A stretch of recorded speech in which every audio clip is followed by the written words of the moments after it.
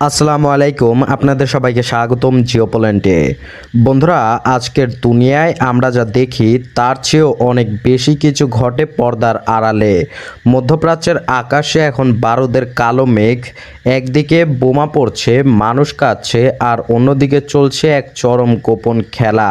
আপনারা যারা প্রতিদিন আমাদের সাথে এই সত্যগুলো দেখেন তারা জানেন আমরা কখনো মিথ্যার সাথে আপোষ করি না।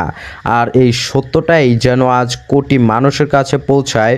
সেজন্য এখনই ভিডিওটিতে একটি লাইক দিয়ে দিন আর আমাদের এই সত্যের পরিবারের নতুন হলে সাবস্ক্রাইব করে রাখুন। আপনাদের এই ভালোবাসাই কিন্তু আমাদের সত্যি কথা বলার সবচেয়ে বড় সাহস যোগায়। বন্ধুরা, কল্পনা করুন তো, চারদিকে যখন আগুন জ্বলছে, ইরান আর ইসরায়েলের মধ্যে যুদ্ধ চলছে, ঠিক সেই রকম একটা সময়ে ইসরায়েলের প্রধানমন্ত্রী বেনিয়ামিন নেতানিয়াহু হুট করে কোথায় হয়ে গিয়েছিলেন। তিনি এমন এক জায়গায় গিয়েছিলেন যা কেউ কল্পনাও করতে পারেনি।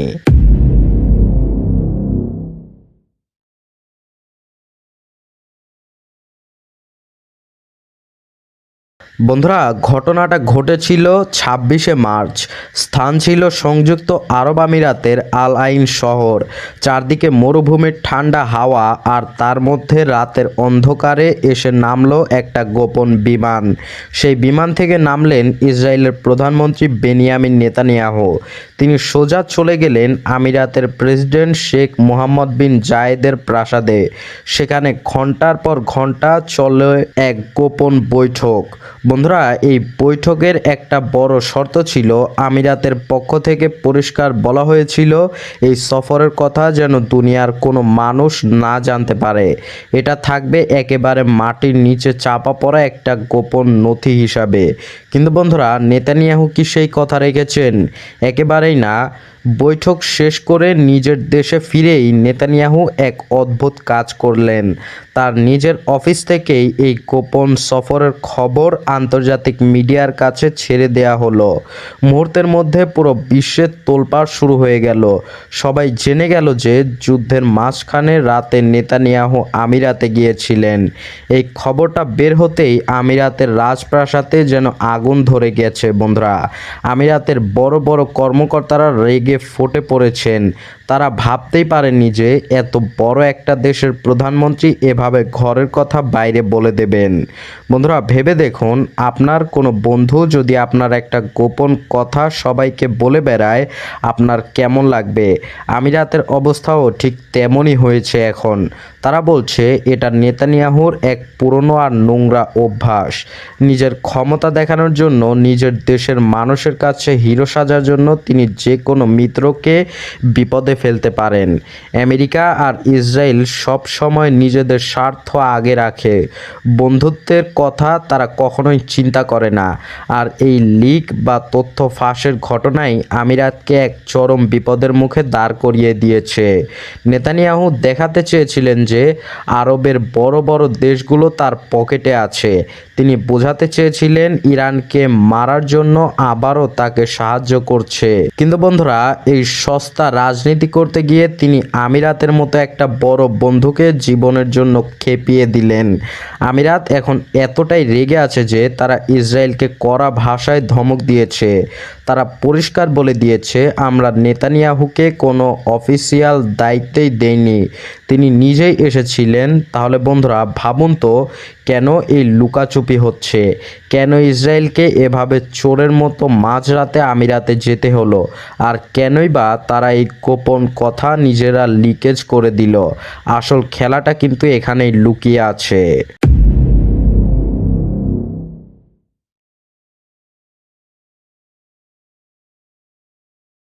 বন্ধুরা, এখন সবচেয়ে বড় প্রশ্ন হলো, আমিরাতের এই চরম ক্ষোভ মধ্যপ্রাচ্যকে কোন দিকে নিয়ে যাচ্ছে? অনেকেই মনে করছেন, তবে কি এবার ইসরায়েল আর আমিরাতের মধ্যে সরাসরি কোনো যুদ্ধ লেগে যাবে? বাস্তবতা হলো, সরাসরি সামরিক সংঘাত হয়তো এখনও হবে না, কিন্তু তাদের ভেতরের সম্পর্কটা এখন একেবারে বিষাক্ত হয়ে গেছে। বন্ধুরা, 2020 সালে আমেরিকার জোড়াজুড়িতে একটা চুক্তি হয়েছিল যার নাম হচ্ছে আব্রাহাম অ্যাকর্ডস।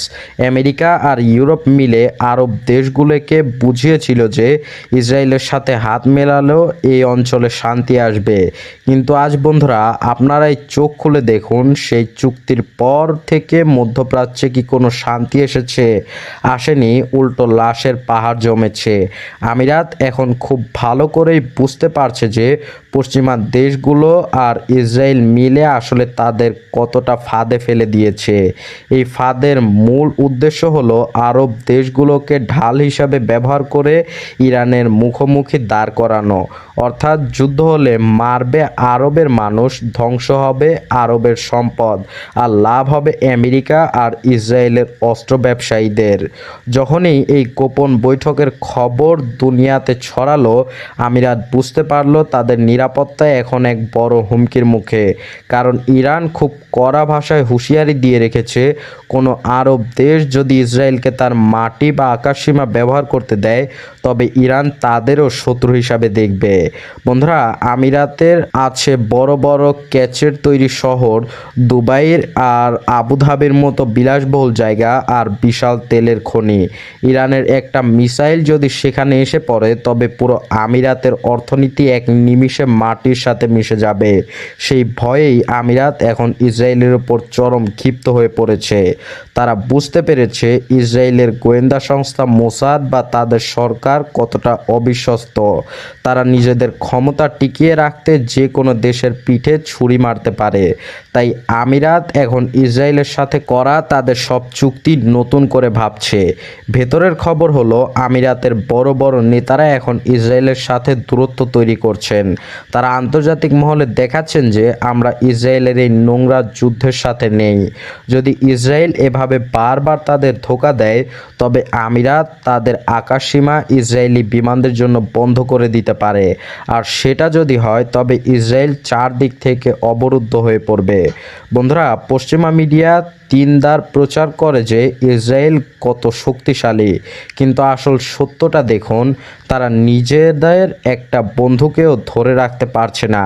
নেতানিয়াহু নিজের দেশের মানুষের কাছে নিজেকে বড় নেতা প্রমাণ করতে গিয়ে নিজের সবচেয়ে বড় গোপন মিত্রের বিশ্বাস ভেঙে দিয়েছেন। বন্ধুরা, তাহলে এই কৃত্রিম জোটের জোড়াতালি কি একেবারে চিরতরে খুলে গেল?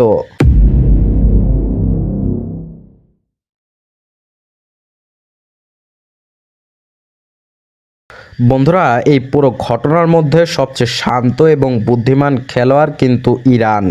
ইরান এই পুরো নাটকটিকে খুব গভীরভাবে লক্ষ্য করছে। তারা কিন্তু হুটহাট করে কোনো পা ফেলছে না। তাদের কূটনীতি অত্যন্ত দূরদর্শী। ইরান জানে আমেরিকা আর ইসরায়েল তৈরি করা এই তাসের ঘর কত দিন এক মিনিটেই ভেঙে পড়তে পারে। আর এই লিক সেই তাসের ঘরের একটি ভাঙার একটি চূড়ান্ত নির্দেশ এবং উদাহরণ। ইরানের বিপ্লবী বাহিনী বা আইআরজিসি ইতোমধ্যেই এক শর্ত বার্তা দিয়েছে।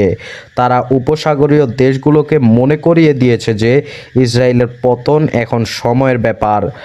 যে বা যারাই এই ডুবন্ত নৌকায় পা দেবে তাদের কপালেও কিন্তু ডুবে মরা ছাড়া আর কিছুই থাকবে না। ইরান কোনো ফাঁকা হুমকি দেয় না। তাদের তৈরি ড্রোন আর হাইপারসনিক মিসাইল আজ পুরো বিশ্বের সামরিক সমীকরণ উল্টে দিয়েছে। বন্ধুরা, এখানে আমাদের আরও একটা বড় সত্য বুঝতে হবে। আজকের দুনিয়ায় ইরান কিন্তু একা নয়। বিশ্ব রাজনীতির দুই প্রধান পরাশক্তি চীন এবং রাশিয়া কিন্তু খুব শক্তভাবেই ইরানের পাশে দাঁড়িয়ে আছে। আমেরিকা আর ইউরোপ যখন ইসরায়েলের সমস্ত অন্যায় আর যুদ্ধাপরাধকে চোখ বন্ধ করে সমর্থন দিচ্ছে, তখন চীন আর রাশিয়ার এই অঞ্চলে এক নতুন শান্তির মানচিত্র তৈরি করছে।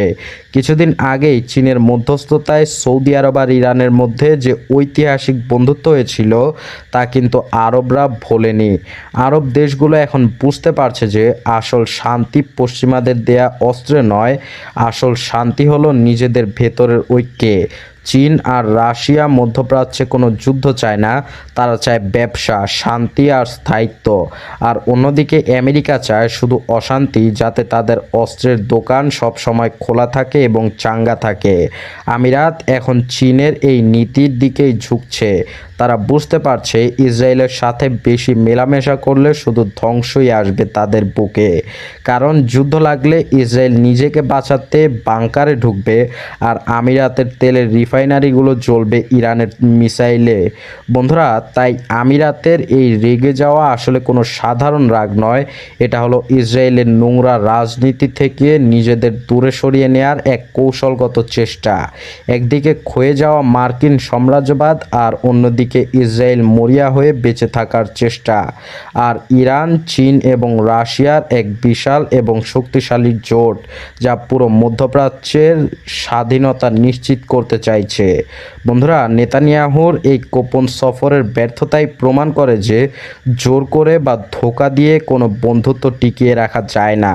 বন্ধুরা, মধ্যপ্রাচ্যের এই ছায়ার যুদ্ধ এখন এক নতুন এবং চূড়ান্ত অধ্যায়ে প্রবেশ করেছে।